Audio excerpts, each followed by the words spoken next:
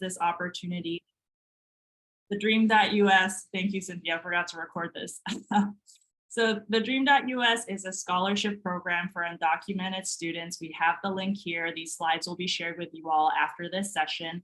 It's a scholarship of up to $39,000, and this can be applied towards tuition fees, books and supplies for a bachelor's degree program over the course of 6 years. And a student can use half of this, $19,500, to pursue an associate's degree at a community college. Our application opens every year, rain or shine, November 1st. So the application is already open. You can go to our website. You just need to type in TheDream.Us into your Google Chrome or whatever web browser you use. It'll take you directly to our website, which will provide prompts and instructions on how to apply. The application then closes on the last business day of the following February. So this year, our application will close on Tuesday, February 28th of 2023. And please go ahead and start adding questions in the chat box, and we'll also get to your questions in the Q&A portion as well.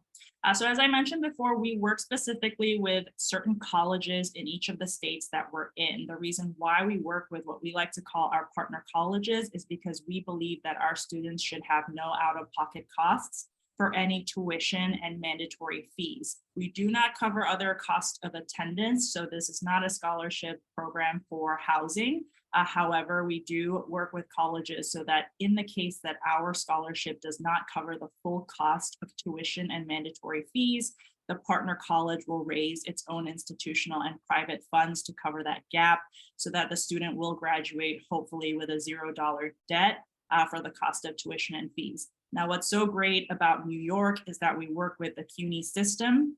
And this means that our maximum term award usually covers the full cost of tuition and fees for a student.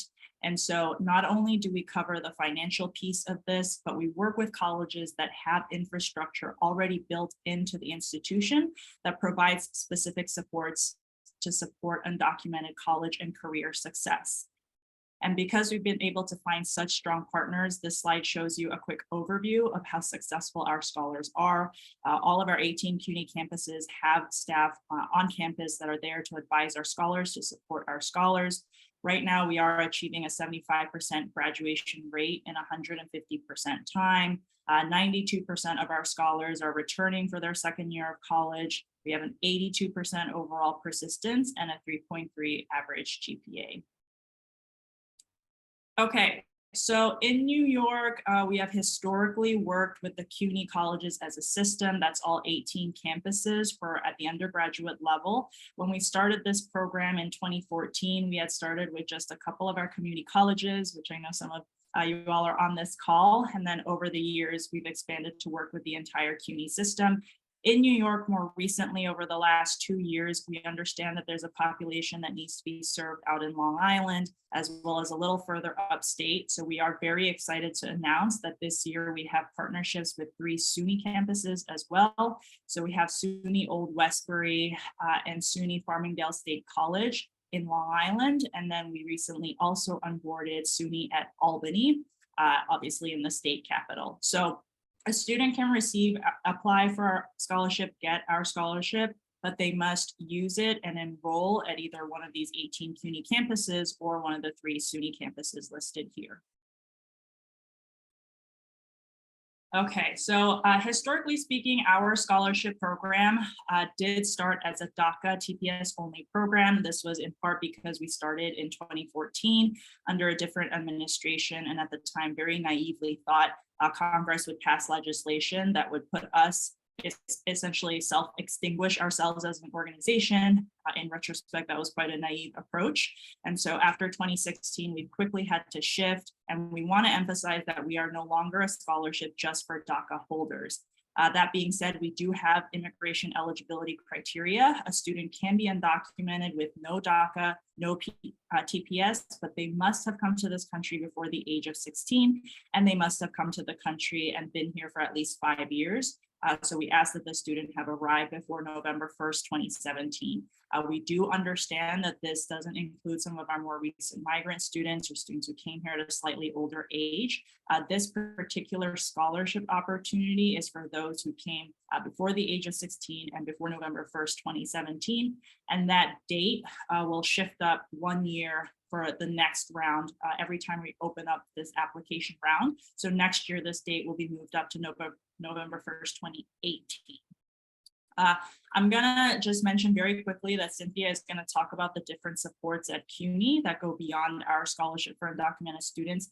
If you have students who may have arrived after the age of 16 or after November 1st, 2017.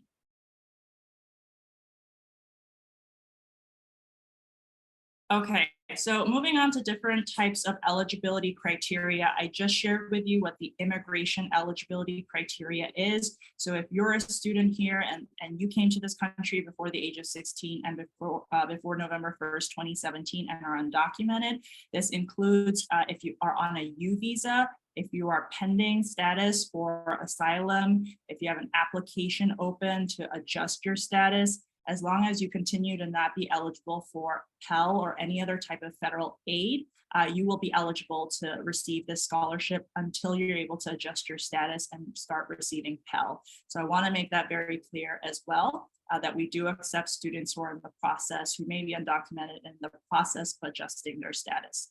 When it comes to our academic eligibility criteria, you are eligible if you have graduated from a high school by next year and have a GPA of 2.5 or higher. We are also open to students who have graduated from a GED program. And this year we are doing something that's a little different, which is we are opening up the scholarship to those who are already have started at a college. So you may be already enrolled in CUNY right now. It doesn't matter if you're a freshman, sophomore, junior, or senior. You could also be enrolled at a different college outside of the CUNY system or outside of the SUNY campuses listed. You can still apply for this scholarship as a continuing college student. You would just have to transfer your award or transfer to the new partner college, either one of the CUNYs or the SUNYs, to then use your award. So our GPA threshold is a 2.5. Doesn't matter if you started at a community college or if you're already enrolled at a four-year college, please apply for this scholarship. The one catch here is that you must be eligible for in-state tuition. And for CUNY, that's in-city tuition rates as well. Just because if you are an out-of-state student, this award will not cover, it will only cover such a small part of what you will need for the charges of an out-of-state student. Okay, the second big announcement is historically, we have always asked students to complete 2 essays, and we have gotten rid of those essays. So we're hoping that this decreases the barriers that students often face in terms of submitting their applications. And so we no longer need students to write any essays, and we're asking essentially for self-reported information in these following sections. So we'll ask to confirm that the student in fact meets our immigration eligibility criteria. We do not ask for any type of documentation or proof when it comes to their immigration status, nor their financial information. So you'll see here under financial information, there are a number of different questions that we ask. Again, we don't ask for any type of proof, tax returns, none of that, it's self-reported. We just ask at the end that the student swears that they have told us the truth in this application. And so we also take into account responsibilities outside of school. We understand that many of our students are the translators in their family. They're the ones who are driving their family members around, and we want to acknowledge the fact that we don't just look at academic performance. So students will be asked about the different ways in which they may be volunteering at their church, providing community service, or helping out their family, and we take that into account as well as we review the applications. So the only documentation that we are going to require from students is their latest unofficial copy of their transcript. So if they are current high school students who will be graduating next spring, then we'll ask for a copy of their unofficial high school transcript. If they have a GED, their GED diploma. if they're currently already enrolled in college or have been out of college for some time, whatever that latest transcript is, we'll ask for a PDF copy to be uploaded to their application, but that is all the documentation that we require.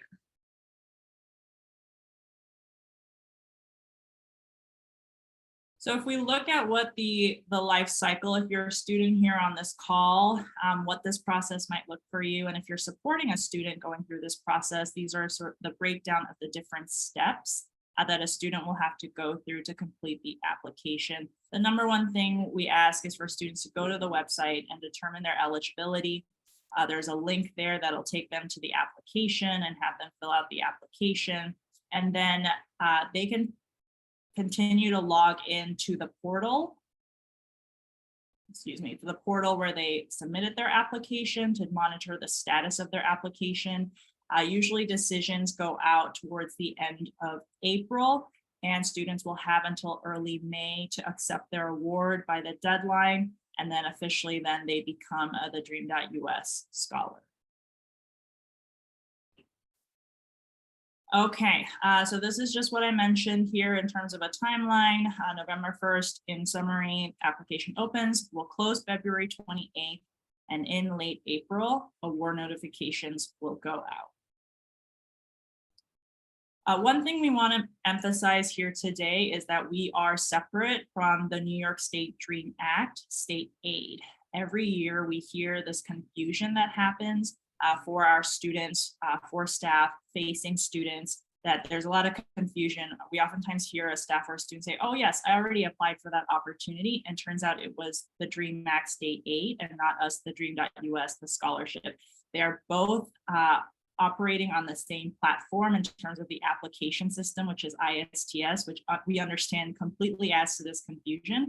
One thing we want to emphasize here today, Cynthia will talk later more about the state aid process, but that it's really, really important that students apply to both opportunities and that they are eligible to apply for both. There's also some misinformation and misconception that students can only be eligible to receive one. But we are a private entity. We are a nonprofit receiving private funds. All undocumented students are, that's their right to receive state aid. And in fact, students will need both to fully cover their tuition and fees. And once a scholar becomes a TheDream.Us scholar, we also offer additional programming for college and career success that obviously doesn't come with TAP and state aid. So to emphasize what are some of those supports that we provide, as we saw at the beginning of this presentation, we have now given out more than 8,500 awards. And so that means there are more than 8,000 undocumented peers in a community that these students will be joining across the country. We have a private Facebook community, which I know is somewhat outdated for our newer students, but we have over 5,000 of our students and alumni in that community. And it's just so beautiful to see them connect with one another across the country, within the city, within the state, but also across the country. And we really try to create a sense of community and belonging for our scholars. As I mentioned, CUNY is just so special to us because we have places like the Immigrant Student Success Centers at John Jay and Brooklyn College, but also our other campuses have designated scholar and financial aid advisors at each college that work specifically with our scholarship recipients. And so they become the go-to person. They oftentimes create monthly programming and workshops for our scholars to continue further building that sense of community. We also specifically will continue to provide our own career supports. It's really important to acknowledge and understand that we're now in a post-DACA world. A lot of this conversation around undocumented students has focused on DACA for so long, but in fact, 80% of our incoming cohort this year, we did 1,200 awards this fall, 80% do not have DACA or TPS. And by the time we get to next fall, that'll be closer to 90%. It will be almost all of our scholarship recipients not having DACA or TPS. And so without work authorization comes new challenges, new barriers that students face. And so it's very important for us to provide career development opportunities, work better with our partner colleges so institutions can better offer career supports for undocumented students. And then the last thing we continue to do is state and federal advocacy to push Congress, to push states to pass more legislature, more bills that will be more inclusive of undocumented immigrants. So lastly, I'll just take a moment here to say that there's a lot of questioning of undocumented students right now on why they should go to college, especially with DACA likely to go away next year. Students are once again receding back into the shadows, questioning why a college degree is important if they may not be able to find gainful employment post-graduation. And so we are here to say that now is still very much the time to go get your college degree. It's a great opportunity now to essentially for our New York students go to college for free with this scholarship and with the DREAM Act. Another thing that we offer right now are these stipends. So I forgot to mention that in that $39,000 package, it includes a stipend of $750 for every semester that they are enrolled, part-time or full-time, it doesn't matter. It's cash that goes directly to the student for books, supplies, and other academic related expenses. And so while this funding is here, we're trying to push as many undocumented students through college now. We also believe it's an investment in their future. If you're a student here now wondering if you should apply for the scholarship, we always just say, just go ahead and apply. Many of our students who apply for the scholarship get the scholarship. And once you have that college degree, it's something that'll never be taken away from you. And should Congress pass something like the DREAM Act or some type of bill that provides pathways to permanent residency and ultimately citizenship for our undocumented students, that having a college degree will be very, very helpful in that process of adjusting your status. And regardless, having a college degree will open up different career opportunities. Even if you don't have work authorization, there are ways that you can grow a career, can generate income. And so we encourage our students to seize this opportunity now and go to college while this scholarship is available to them.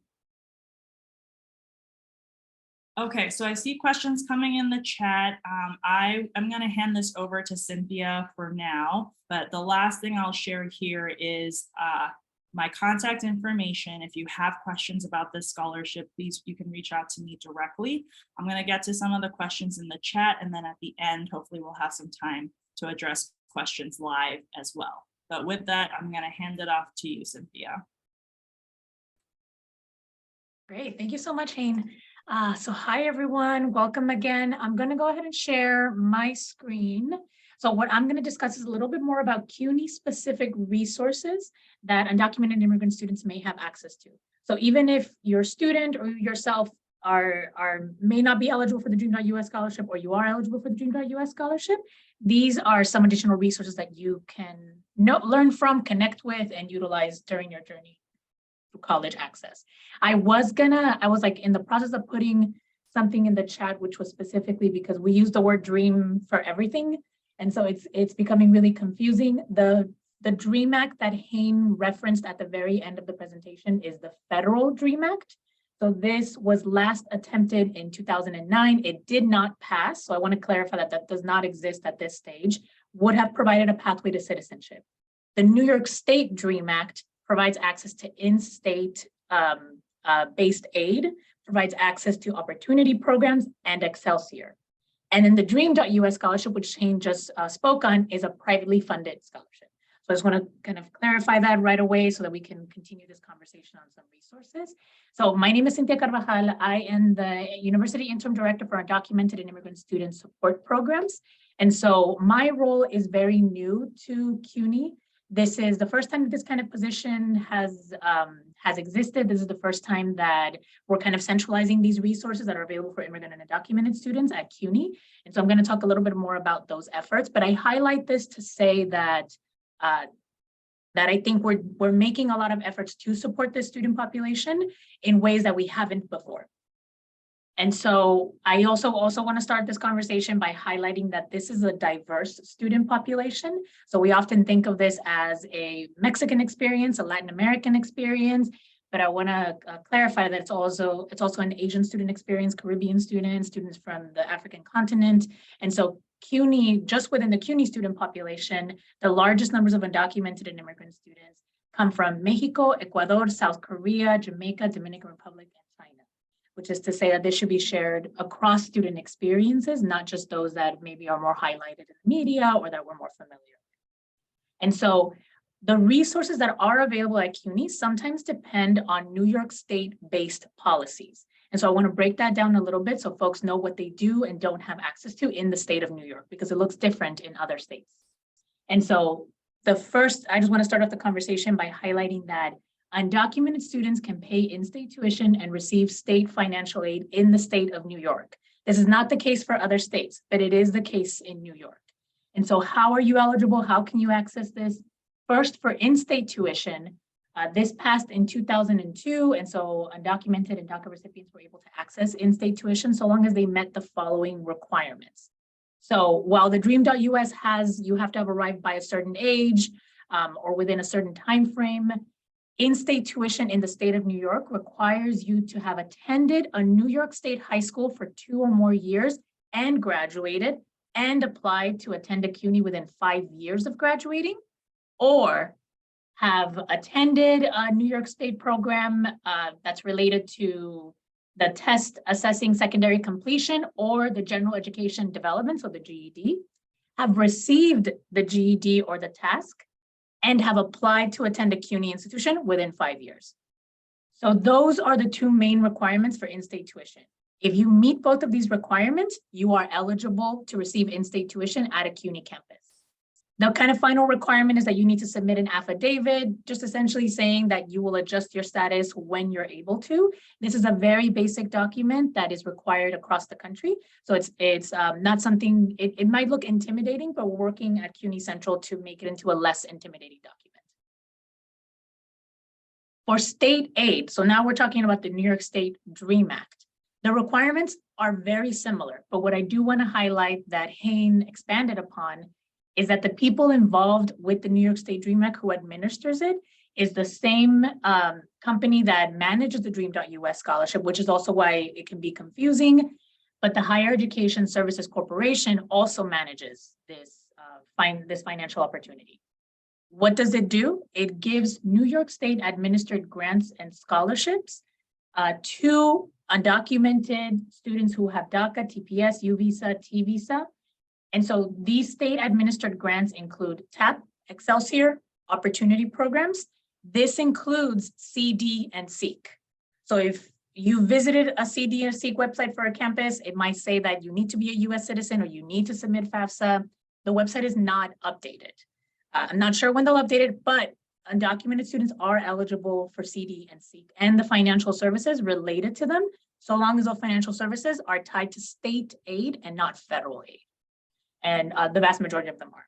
And so these are opportunities that folks are available to receive, so long as they are undocumented, have DACA, TPS, U visa, T visa, or are students without lawful status, which Hayne was referencing, that students without lawful status is maybe someone who's in the process of adjusting their status. So they're seeking asylum, they're also submitting special immigrant juvenile visa applications. So these individuals are considered without lawful status in accordance to the New York State DREAM Act.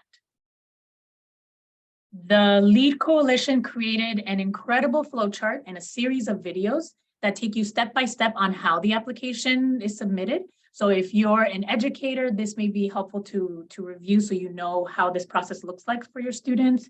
For students, this may also be helpful for you to review so you know what to expect and what information you need to gather. I'm putting it here in the chat so folks can access it more readily.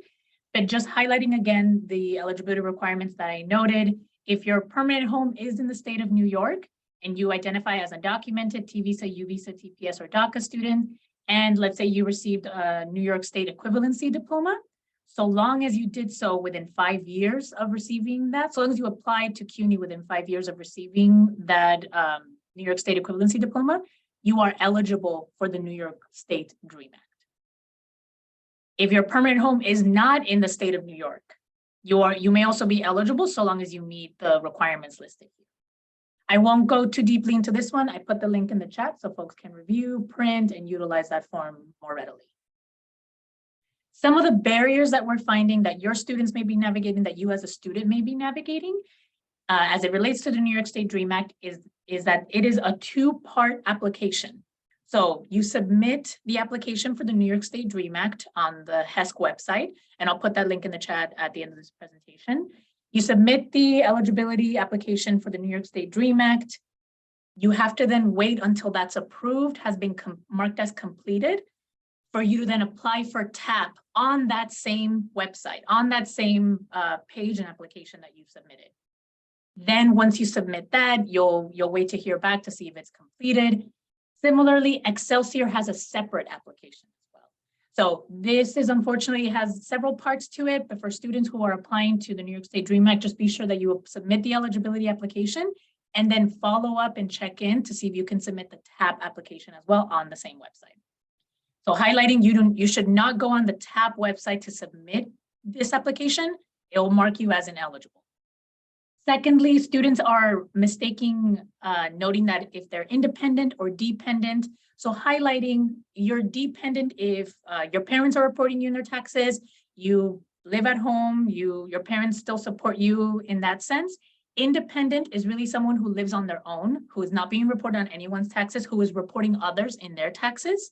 So I want to note that difference because eligibility for state aid is cut off at, I believe, $10,000 if you are an independent student.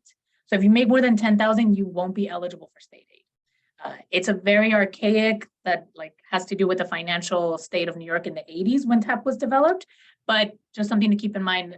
If you are a dependent student, you should definitely mark dependent. You're more likely to get funds. Thirdly, without legal status, we already covered this a little bit and Hayne mentioned it. If you're pending application, if you're in the process of adjusting status, you are still eligible for the New York State DREAM Act. You're considered without lawful status or legal status. So make sure to mark that in the application. And then we're seeing that there is inconsistent communication with HESC and ISTS, meaning that students are asked to submit, are supposed to submit additional documentation, but HESC is never letting them know, and neither is ISTS. So what we're doing at CUNY is we have this Google form that we're asking students to submit if they have not heard back from HESC, if they have not received their funds at the campus, if they're still waiting to get confirmation about their application. If you're dealing with this, if your students are dealing with this, please share this link with them, have them fill it out, and someone from my office will be following up to provide them with more information. So some CUNY policies and resources then that are available to students within the CUNY system, not within necessarily the state of New York. Highlighting again that undocumented students can attend college and specifically in the CUNY system can receive private funds at CUNY. So those scholarships are available to students regardless of immigration status. What makes this available is the General Counsel 2018 memo. So this memo talks about private funds to students without lawful status and confirms that federal immigration law does not regulate these private funds. So what does that mean? If your scholarship is privately funded at CUNY or a scholarship is privately funded, an internship opportunity is privately funded, a research opportunity is privately funded, that is available to undocumented students. It may mean a little bit more advocacy work, but that's where my office is available to make sure that the student has access to those funds. Other things that are available to undocumented students or to students regardless of immigration status at CUNY, payment plans. So if they aren't able to pay everything right away, payment plans are available to anyone regardless of immigration status. Some campuses have a Hispanic Federation scholarship available through the liaisons that I work with. That's another privately funded scholarship that is available to anyone regardless of immigration status, also available to anyone. They don't have to identify as Hispanic. This is available to all students. And emergency funds. So emergency funds are often funded by private scholarship or by private funds. Those are available to undocumented students. If you're at a campus or if you want to enter a campus and they're letting you know that they're not available to you, that's when you can contact my office and we can make sure that they are available. Highlighting other resources or more one-on-one support systems at CUNY. There are immigrant liaisons available at every CUNY campus. So there are at least 2 at every CUNY campus. The website that I'll share in just a second has all of them listed. So this is the person that if you're thinking, I want to attend Baruch and I want to know a little bit more about what are some scholarships that I can apply to or some financial resources that I can receive as an undocumented student, the person listed here is who you would reach out to. and ask those questions, maybe set up a meeting and have a deeper conversation. If you're an educator helping your student transition into the CUNY campus and they're being told that they're being charged out-of-state tuition, even though they meet the eligibility requirements, or are being marked as an international student, and that's inaccurate, these are the people that you would email to advocate on your student's behalf. And so each campus has this, but there are 2 campuses that are creating significant efforts to support undocumented students. The first one being John Jay's College of Criminal Justice. So they have an Immigrant Student Success Center. This is an entire office space with a full-time person, noted here, Denise Vivar, who works directly with undocumented students and create resources for undocumented students at their campus. So one example is at John Jay, students can participate in an internship opportunity, a fellowship opportunity specific for undocumented students, and provides them with like $8,000 for the year to fund their education. These are the kind of resources available to this campus. Secondly, there's Brooklyn College. So this is the Immigrant Student Success Office. This is the second Immigrant Student Success Center office in the CUNY system. And so Jesus, who's, as I know here in this presentation, has been able to provide support for undocumented students, guide them through the in-state eligibility process, and serve as an advocate at the campus, in addition to helping change policies that are impacting immigrant and undocumented students who are entering education programs, who are entering other programs that they may be interested in. So another campus that has a full-time person, has a physical space, and has a sense of community where students are looking to support and connect with one another. And so I share these 2 because as you're thinking of where you're gonna advise your students on what campus to attend, as you as a student are thinking about what campus you'd like to attend, this might give you better insight of which campus has the capability to support you. Kind of 2, or yes, I think I'll leave it at that. This is an example of what the Immigrant Student Success Center at John Jay looks like. So you can see kind of the physical space that is available to students there. If you want to know who these liaisons are, what are some additional scholarships that may be available, please check out cuny.edu/immigrant. So this website has even more information, some videos, guides, policies that may be relevant to you as a student or to you as an educator. Specifically, I want to highlight this link here, undocumented student support. This will have career-based pathway opportunities, scholarship opportunities, different types of graduate school opportunities that undocumented students can have access to. And so now I'm going to jump a little bit more on some tips as for educators and for students as you're navigating this process, as you're engaging with CUNY. So firstly, for student-facing staff, so both in higher education and in K through 12, just wanting to highlight some tips as you work with your students, as you provide them with resources. If a student shares their immigration status with you, be sure to thank them for sharing this information and for trusting you with this information, but then also assure them that you will not share this information with anybody else. Secondly, the proper term to referring to your student's immigration status is undocumented unless told otherwise. So dreamer can be confusing because we use it in so many different ways. Students may not have DACA or TPS, and that may also create some confusion. And as always, we shouldn't use the I word when referring to our students. And for folks who may not know within this space, that's the word illegal. Thirdly, do not share your student's status without their consent. So if you need to refer them to someone and for some reason that person needs to know, please be sure to check in with your student to make sure that that's okay. Fourthly, do not attempt to solve all of your students' problems yourself. So this is a huge issue, a huge effort. Be sure to connect with people like Hayne, with myself, even with Eva, who will be speaking in a couple of minutes, to connect your students with even more resources that are available to them. And then fifth, but I would say most important, is share these resources with everybody. So often when I'm sharing this information, I'm sure Hayne experienced this as well, is educators may think, well, I don't know how to identify students as undocumented, so I don't know how to share this information with them. You don't need to know your student's immigration status to share this information with them. So undocumented students are in community with citizens, their neighbors, friends, family members, which means that everyone can benefit from knowing these resources and sharing them to their communities. And so assume that there is an undocumented student attending your presentation, your workshop, or your meetings where you can share this information with as well. So some tips for students. So as you're engaging with CUNY, figuring out these next steps, reach out to your campus liaison. They can connect you with trained and informed people at the campus. So not everyone will know how to help you navigate this experience, but there are selected people who have been trained, who are sharing information, and who are engaging more with these resources. Double check everything. So you may be mistakenly charged out-of-state tuition.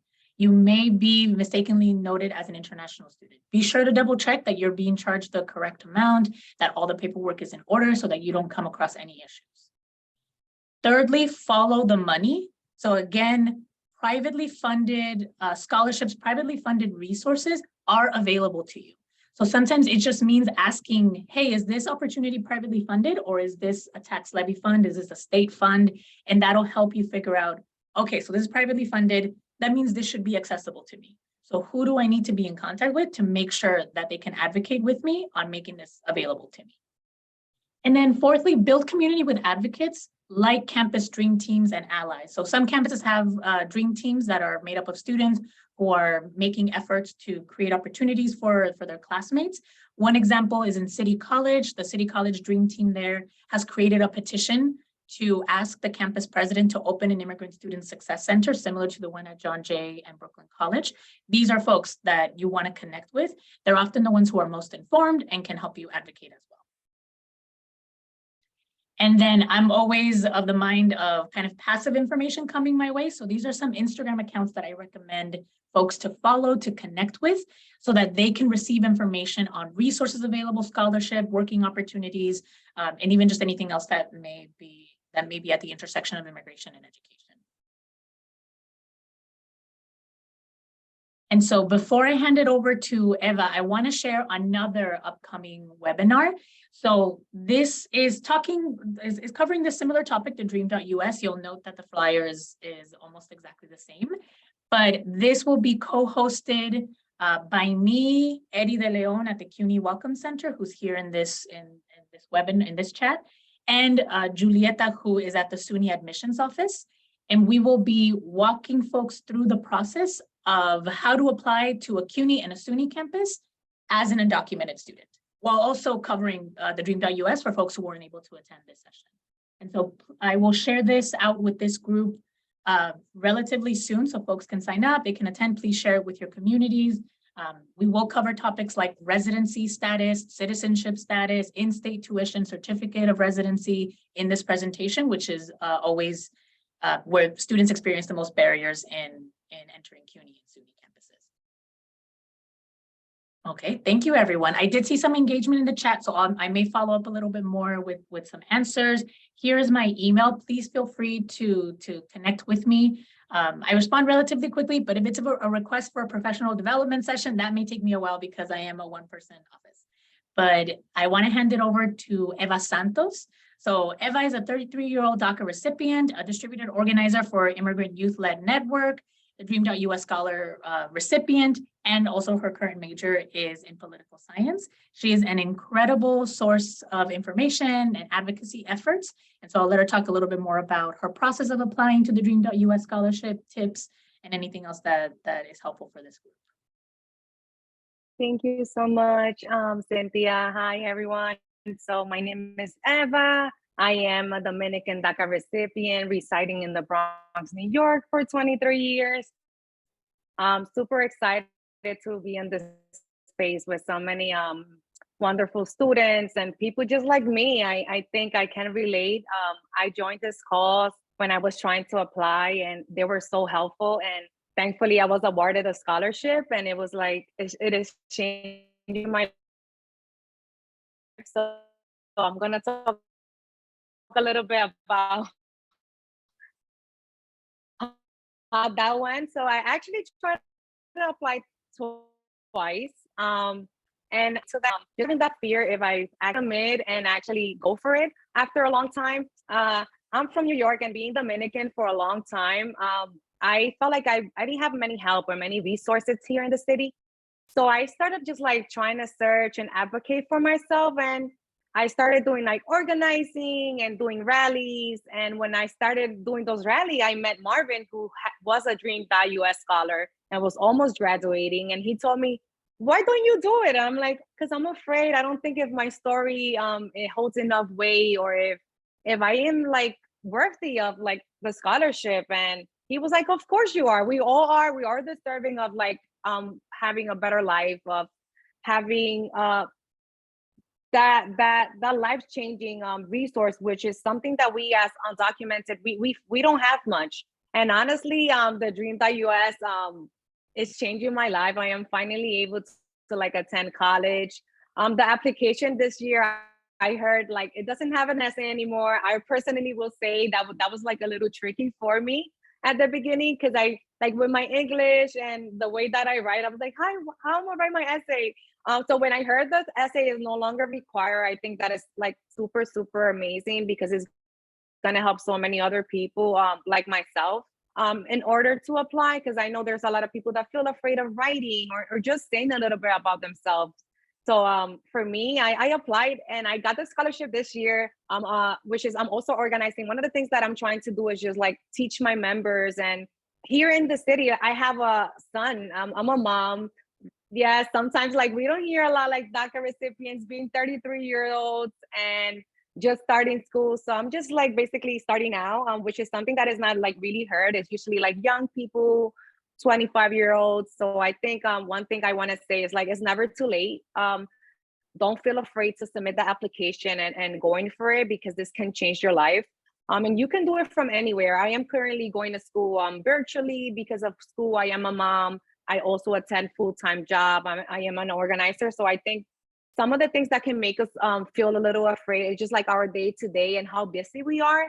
But I think we got this. Like we've been enduring and doing so much. Like submitting this application and just going for it is gonna definitely change your life. It is changing mine. And one thing I'm gonna say, you have a great team, which is Cynthia, Hyen, Oliver at BMCC, is so many, is an amazing group of like different wonderful leaders that is gonna help you along the way. You're not gonna be alone. This is gonna be a process that you're gonna find a community. Like I felt alone even before clicking submit into that application. And I've been able to meet so many wonderful people. I've been able to like learn so many different things, and get into the community of students that are helping each other. Like that's one thing that is really important for me as a mom. My son is in high school, and just last week, like one thing that I did for myself is like I started knocking some doors in some high schools, because I'm from the Bronx and not a lot of high school knows about the scholarship. And I think one thing that we can do is just teach other people around us. Like our, if you don't have kids, if you have sisters, if you have brothers that are in high schools, go to those counselors and just let them know about the scholarship. I think it's extremely important. Like I went to my son's school and I'm like, hey, I'm a Dream.Us scholar. My son goes here. Do you know about the scholarship? And they told me that they didn't know, and that they actually have a lot of students that are undocumented. And I sent them all the emails about their scholarship, and that's something that we can all do and change so many other people's life. I know a lot of you are on this call, maybe like feeling afraid to apply. I'm gonna tell you, like, just do it. I know it might seem a little risky, might seem a little scary, but once you got it and you get awarded that scholarship, I promise you, like you'll feel like your life changes right in that moment. Because I feel like as an undocumented person, like we have been, we are not we don't get a lot. We don't receive a lot. So when we get that scholarship, it's like we truly don't believe it's real. And we're like, it's no tricks. You get that, you get your $39,000, you get your stipends for your books, and it's gonna basically change your life. I am currently majoring in political science, and hopefully I'm able to like become an immigration attorney. And yeah, I recommend you all to apply, and I'm here for any questions. If you need help with your application, I'm always here. I will drop my email. Feel free to reach out. Yeah, I'm here. I'm here to help you all. Like, I wish I can just get a room and sit with everyone and just help you all submit your application. It's actually on my plans. I want to do like an application party. Yeah. And just to like help people to submit their application, because just a lot of people that just feel afraid to do it on their own. And I feel like if they have that human to human interaction there, and I'm more than welcome to open my calendar for anybody. If you need to jump in a Zoom, and I'm here. I was in your shoes just a year ago. I felt afraid of applying, and I have a million questions. And I know this call is still going to leave you with another million questions. But I think it's just believing in yourself and what you want to do for yourself. And the scholarship is going to help you do that. And it's helping me do that. And I think you can too. And I'm looking forward to seeing so many new faces as part of like the Dream.Us in the next year. Yeah. Thank you so much, Eva, for like being so like vulnerable and sharing the hesitancy you had of applying, how like people in your community encouraged you to apply. I think that's so key in helping the student population. Thank you for so being much, here. Cynthia. And we're definitely gonna have the application party. Yes. I'm down for it. Yeah, I love that idea too. Yes. I want to make sure that there's space for folks to ask questions either directly to Eva or anything related to the topics that Hayne and I covered. I did see that there were some. I see a question directed at you, Eva, of just sharing your contact information. It seems folks are interested in the application party idea. Yes. Yeah, there's interest. Look at that. And I know that there was a question before that that wasn't answered. But as I look through, do folks have any questions? Anything else that they would like us to discuss or cover?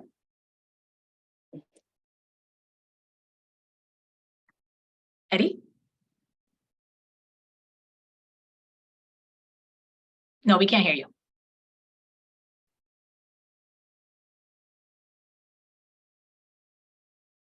No, still can't hear you. Eddie, while you're getting situated, let us know when the mic. No. His mic is not connected. Oh, it says mic is not connected. Okay, you can put it in the chat too, Eddie, if you'd like. And then there was a question before. Who, I guess, Hamilton, you asked who can help. Can someone help verify that the application you filled it out correctly? I'm not sure if that question was answered. No, I don't think so. No. Hayne, is there like a process to, I guess, to confirm that it was filled out correctly, or? I mean, I did everything, but I don't know if I did, right. Sorry, I may have been, I think I heard maybe it was Hamilton talking. Yes. I think Hamilton just wants to make sure that he submitted, they submitted everything, but just want to make sure that it was correct, that they didn't kind of maybe incorrectly fill out something. Yes, Yeah. so I shared in the chat that if you're a student here and you have an application open, you can actually monitor the status of your application by clicking into that link I shared in the chat. I'll share it one more time. It's the same link that you're using to fill out your application. Once you submit the application, you can track the status. It'll first show as submitted. So obviously you submitted your application. And then what ISTS does, the company who manages this application platform, they will review all of the documentation attached. So if you've uploaded, I know you mentioned a community college transcript, if you have a high school transcript, once that's been verified, it'll take about a week. Your status will change from having been submitted to complete. So that verifies that everything you uploaded is viable. It's a good transcript that can be used to review your application. If that status doesn't change from submitted to complete, then there might be an issue, and you can reach out to either ISTS as a customer support line, which I'll drop in the chat that you can reach out to. And then I also put in the chat the link to CUNY as a great Immigrant Student Success webpage that lists contacts for immigrant success liaisons at every campus that Cynthia was sharing. You can also reach out to, if you already at a community college at CUNY or looking to transfer to a different CUNY college, you can find who that contact would be for that CUNY campus on the website as well. It's a great question. Thank you, Hayne. And then I did see the other question. Nicholas asked, does this scholarship opportunity offer the possibility for internships in underrepresented minority STEM, similar to the RISE program at Hunter? For those looking at biomedical research, my understanding is that RISE program does not take DACA students. Yes. So go ahead. Oh yeah, no, you go ahead first. I think you'll have more information, so I'll let you go first. I was just going to say, I noticed you mentioned DACA. So if you have DACA, you should be eligible because you have valid work authorization for any type of paid internship opportunity. If you're being told you're not, that's something you need to address either with somebody on campus, because that is illegal if you're being denied any type of opportunity if you have DACA. Now, if you don't have DACA, if you don't have work authorization, understand that those opportunities are not for you. That being said, TheDream.Us has its own, we're launching, for example, our own internship funding program for our students without work authorization. So you may be able to find opportunities off campus or on campus that are STEM related, and you would get funding from us. We're paying our students $20 an hour for those participating in this program to participate in what we like to call micro internships every semester. And we're also just trying to figure out other ways beyond TheDream.Us that we can partner with external organizations to provide those different types of opportunities for you if you don't have DACA. Mm-hmm. Thank you, Hayne. And the only thing I'll add to that, because everything Hayne said was accurate, is if the RISE program is not accepting DACA recipients, again, that's not allowed. DACA recipients have a valid work authorization document and should be able to be compensated as any other, as a US citizen is.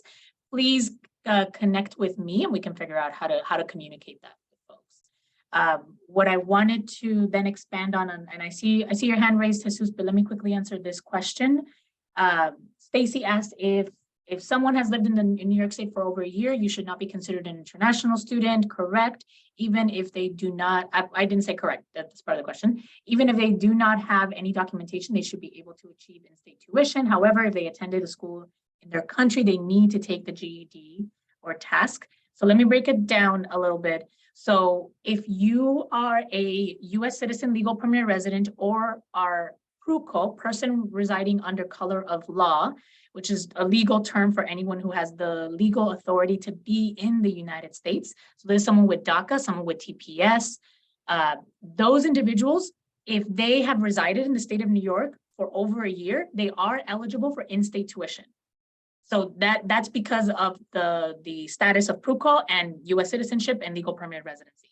But if they are undocumented and they don't fall within those categories, they don't meet the residency requirement that US citizen and DACA recipients do, meaning that they can't, if they've been here for more than a year, it doesn't matter. They have to have attended a New York State high school for 2 or more years and graduated, or have gotten a GED and applied to a CUNY university within 5 years of receiving either of those.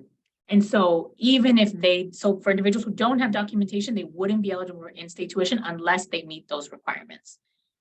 However, they attended a school in their country, they need to take the GED. What I would say, and Eddie and I and Julieta will cover it in that December 14th presentation, is just kind of being mindful of the education that the student may have. If they have an education in another country and that's not being asked in the CUNY application, there's no need to kind of share that. But if they have a GED, that's the only thing they're looking for. They're not looking for experience or education in another country. They just want to know they have a GED and that can grant them in-state tuition.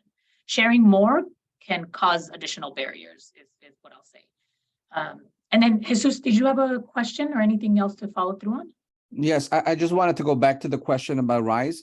There are some federally funded programs that do require, to have citizenship, and that's why maybe they're not allowing DACA students into the program. And I believe RISE is an NIH program. Okay, yes.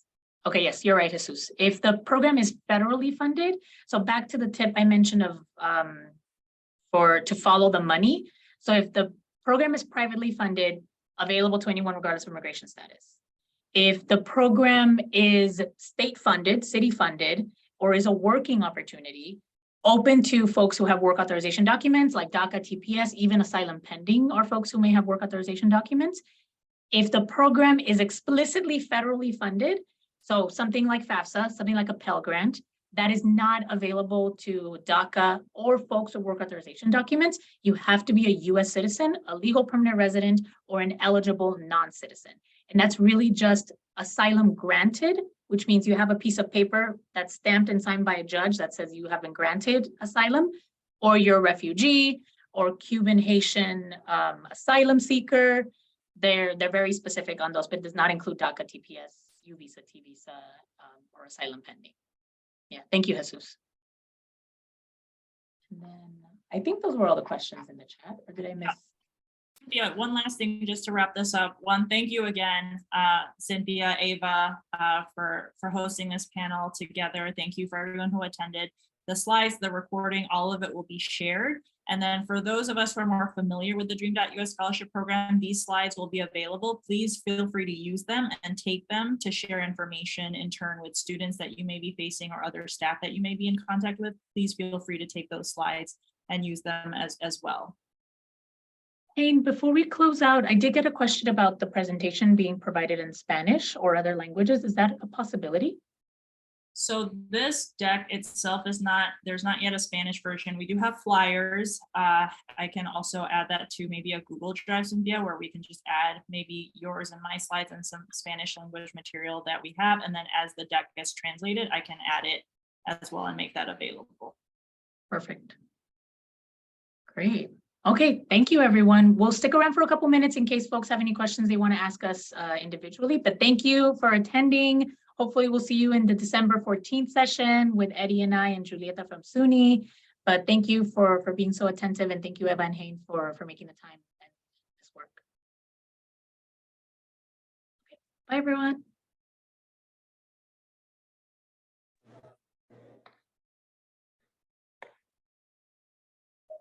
And then I'm going to stop the recording.